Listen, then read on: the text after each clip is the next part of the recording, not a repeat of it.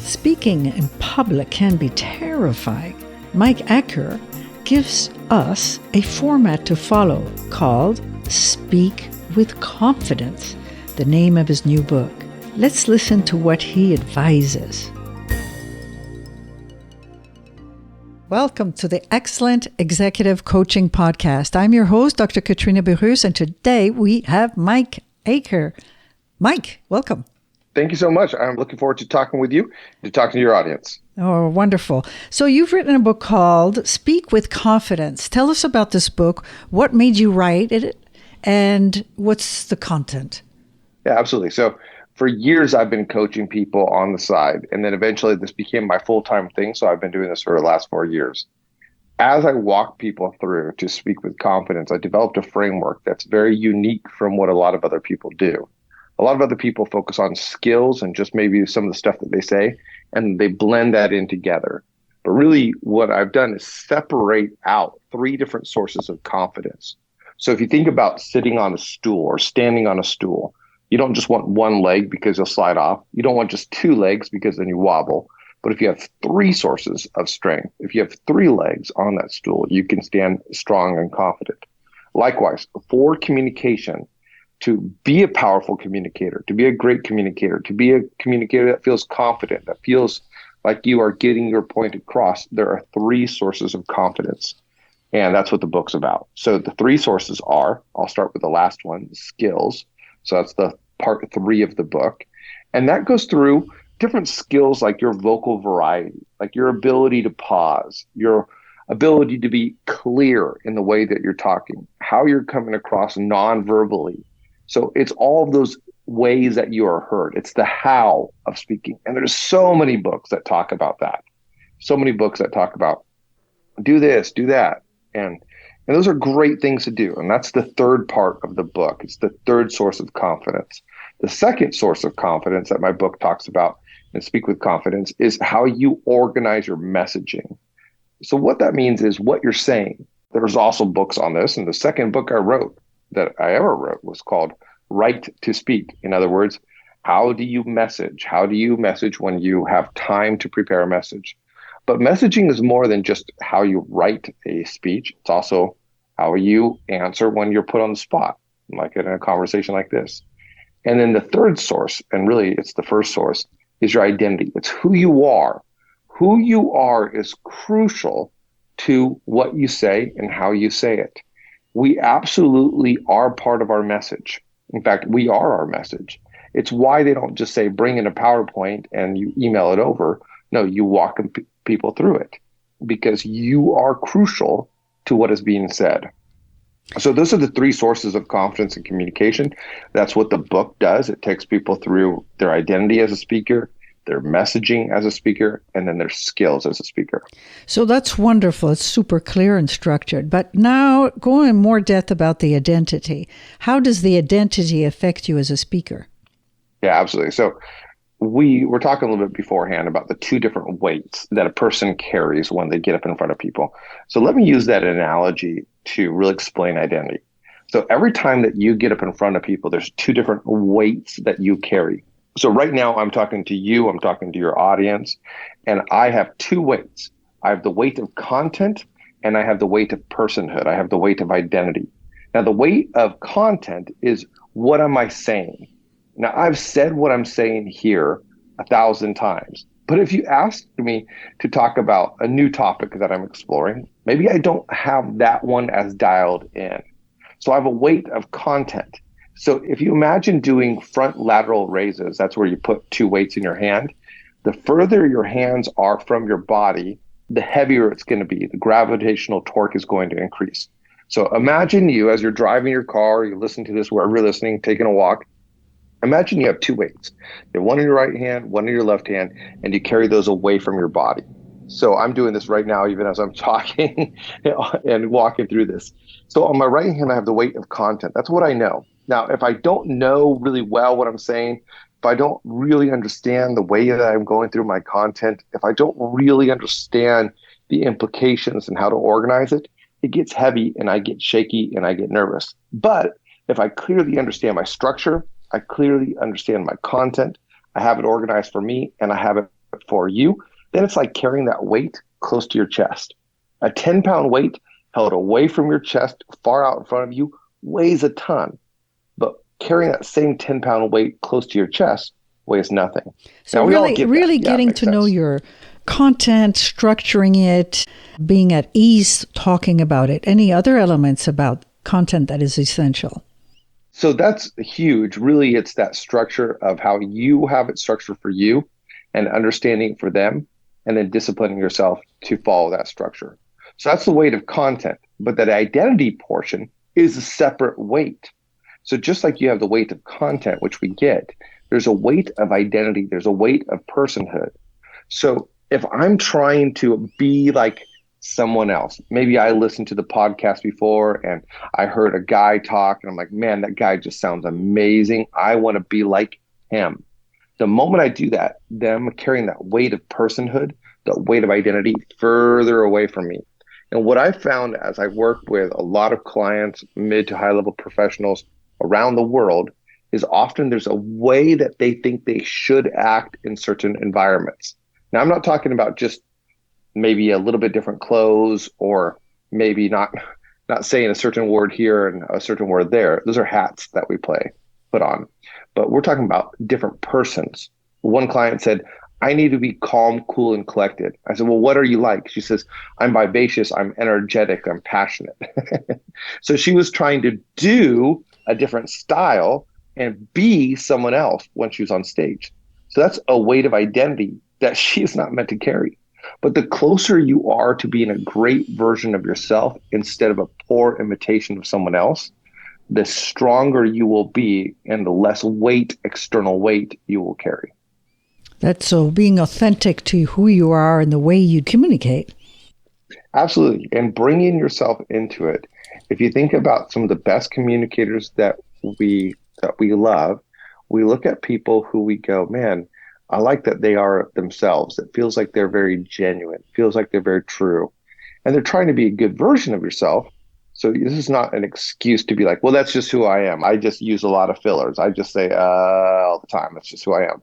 No, that's you being a poor version of yourself. You do want to be a skillful version of yourself. You just want to be yourself. Yeah, I see. And so what about how you organize your message? What can you say? It's a structure, but is there any tips you can give to that? Yeah, there's a lot of people who have no idea what they want to say and they're trying to figure it out as they go. So in the book, I talk about different types of ramblings. And one of the types of ramblings is verbal building. So you go into a meeting and you have a general idea of where you want to start, but you have no idea where you want to go. And this happens again and again. I was recently at an event. I was speaking at an event. The person right before me, he knew he was talking about economic development, but man, it just went on, and he was just talking about all over the place. People were falling asleep. It was awful to be the person following right after him. And really, it's because he hadn't very clearly, succinctly figured out what he was going to say. So if you're going into a meeting, if you're going to be leading something, if you are going to do a keynote, if you have a best man wedding or whatever it might be, what is a thing that you want to say? From there, there's different ways to organize that content. But more than anything else, figure out the central point of what you're going to say. That is the first part of messaging. For example, since I've written on managing brilliant jerks and I talk about it, so I would say something like, my end goal would be that people think there is hope that brilliant jerks can change. Would that be an example of what you're talking about?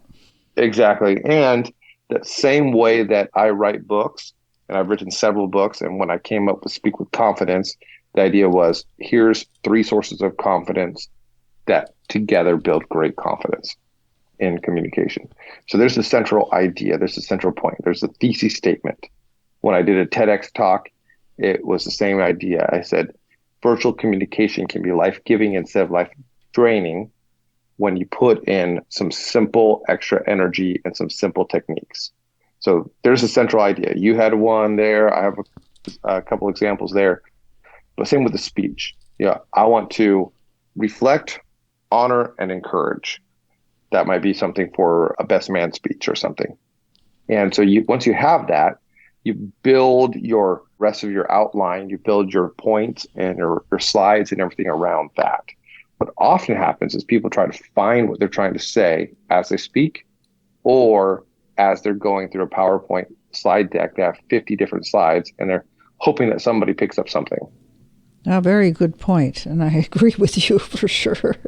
Yes. Yeah. So the framework is the identity, how you organize your message, know where you're going, and then also the actual skills of public speaking.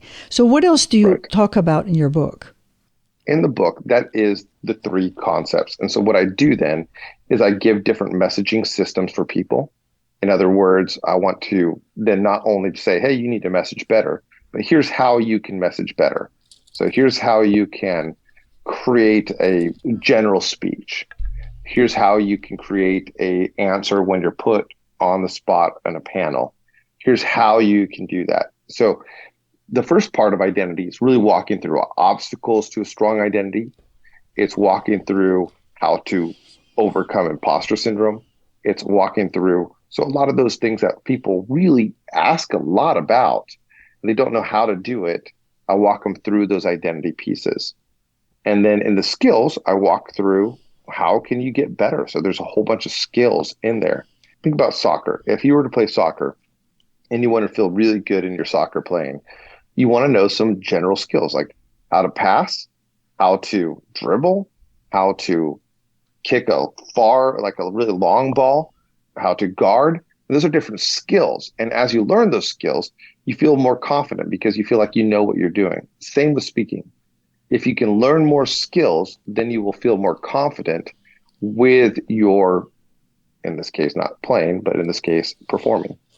Yes, good advice. You also were growing up in different settings, like in Mexico and in the U.S. Is there a difference in style of communication and leadership? Absolutely. So you can see this from place to place, and a lot of my clients are international. So I have clients from really all around the world, and there is different styles.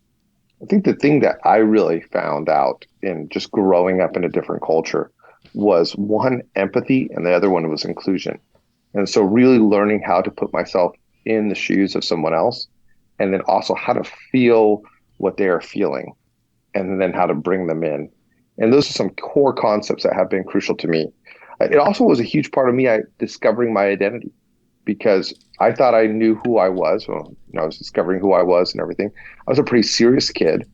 And then I went to put into school. And when I spoke Spanish, my Spanish at first was so awful that everybody would laugh at me. And so as a result, I ended up becoming the class clown. And that wasn't someone I wanted to be, but I changed who I was. There was an identity crisis in that moment.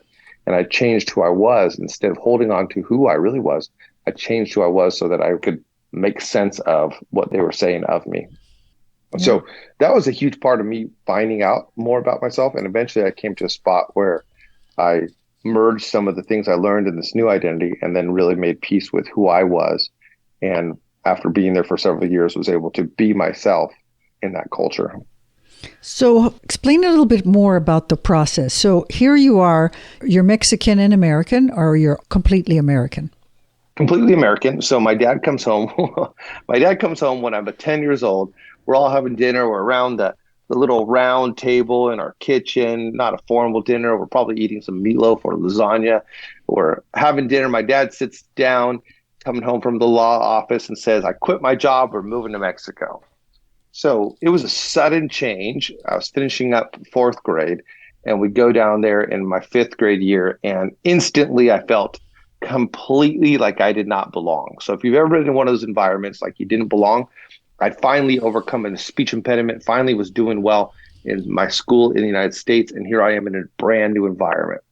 I go to a school, and I'm the only American. I'm extremely white, blonde hair, blue eyes. So I stick out. This is inner city, Mazatlan, Mexico school, 1990. And the whole entire school would gather around me the first day and point fingers at me. And then constantly people were talking behind my back. Obviously, and even right in front of me, right? They're just talking about me right there. And I could tell my nervousness was so extreme that I would get psychosomatic fevers, and just so I wouldn't have to go to school. So here's the situation I'm in where I'm just feeling a complete other. So what happens is a lot of times people feel like an other in the work world. And it was really good for me to feel that way for a period of time so that I could process that and understand that. I dove in, tried to start learning the language. For the next several years, I became that class clown. Now, here's how that happened. When I was in about ninth grade, I finally figured out, I don't have to change to be like somebody else. Everybody else is trying to get liked. Everybody else is trying to think about how to be what others want of them. But if I just be myself and I can find ways to encourage others and make others feel at ease, then it takes the weight off of myself. That was a huge turning point in about 8th and 9th grade for me, where my friend and I realized that nobody was really thinking about us. They were too busy thinking about themselves. And at that point in time, there's a shift where instead of trying to do something or live up to the expectations or reputation or what people thought of me, if I just tried to really be myself and really lean into that, and if I tried to really encourage others and make people feel good about themselves, that it was a win-win. Wow, at a young age. Yeah, there's obviously more to it, and I kept on developing it. But that idea right there is central to one of my strategies. One of my first books, or the first book I wrote, was called Speak with No Fear. And I talk about in that book, it's not about you. So if you go into a meeting, if you go into a talk, if you're up there at a best man speech, if you're on a podcast about excellent executive coaching, it's not about you.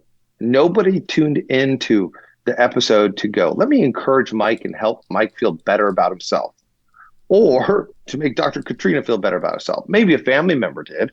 Hey, let me encourage them. Good job. You did good. Everybody is tuning in. You're listening to this podcast so that you get something. And that's not bad. You're responsible for you.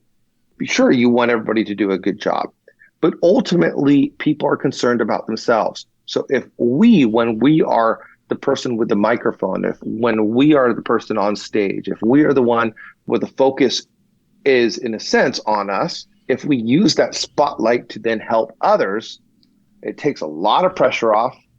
And it really encourages others. This is where I found this out. I was actually on the dance floor in about 8th and 9th grade for quinceañeras in Mexico. For a quinceañera, the 15-year-old girl who just turned 15 that we're celebrating, she would have to get up and dance in front of everybody.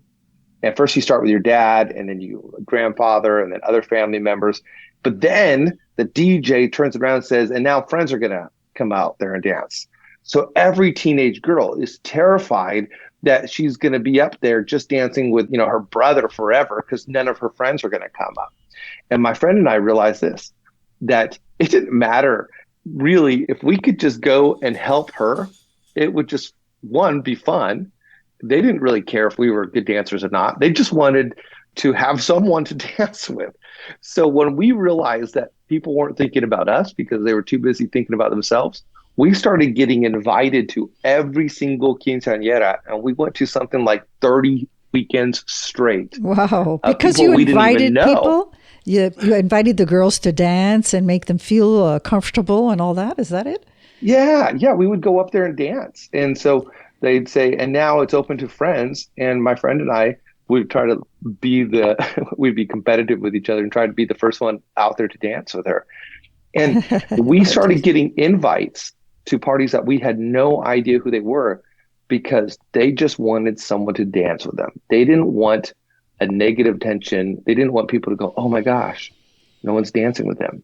But here's where we found out it's true. In all the dances, often what you'd see back then was the guys would be on one side of the room, the girls would be on the other side, they would be dancing.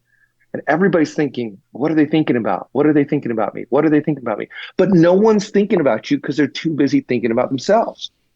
So if in our own identity, we can get rid of this idea of what do people think about me? And we can go, how can I help them? It's a huge identity shift. It's a huge focus on external versus internal, and it brings an incredible amount of relief. And that you learned at a very young age, which is Wonderful. And it's impacted your speaking in that you get a clear message. First of all, you got to figure out what the person needs, where their state of mind is, and how best you can address it. Right. Yeah. And that's why even going into what can I say that would help people here today? And when you kind of get that mindset, it becomes a life-altering realization. You also mentioned the difference in communication style between leaders in Mexico and the U.S. Can you comment on that? Sure. So in Mexico, for example, there's a lot more of connection first. In the United States, there's a lot more content first. So even in Mexico, when I was about ninth grade, you would go around and you'd go into some kind of social gathering. And even if you didn't know everybody, you would go around and there's maybe 50 people there. You shake every single person's hands. You smile, you exchange names. You might ask them how their mom is doing. There's a connection first. And then once you've built that connection, then you can go into some content, into some material. I've gone down some speaking tours down in Mexico in the last several years. And it's always first before we go into, so what are you speaking about? The conversation is, how are you? How's your mom? Where are you from? Tell me a little bit about yourself. So it's very heavy on connection first versus here in the United States, it could be something like, what's this call going to be about? Let me tell you about this. And even if we are building a rapport, often it's a very short rapport building. How's the weather? Okay, now that we talked about the weather, let's move on to the real thing. So in Mexico, really the real thing is connection. And yeah, content gives us an excuse to be connected. Very nicely But the United said. States, Yeah. But the United States, it's really about content, and connection gives you an excuse to get into your content. Very well said. Unfortunately, we're coming to the end of the podcast. I want to know where our listeners can listen or download or purchase your book, Speaking with Confidence. Absolutely. You know, I was in New York City and I walked into Barnes & Noble and there it was on a shelf. So it's published through a major publisher, so you can get it from a lot of different of the major stores, or you can get it on Amazon. I think it's almost at 100 reviews in the first 2 months, which is pretty cool. And you can get an Audible version. It just came out maybe a week ago on the Audible version on audiobooks.com or wherever you get your audiobooks. So lots of places for you to read it. Speak with Confidence, Mike Acker, the red and black cover.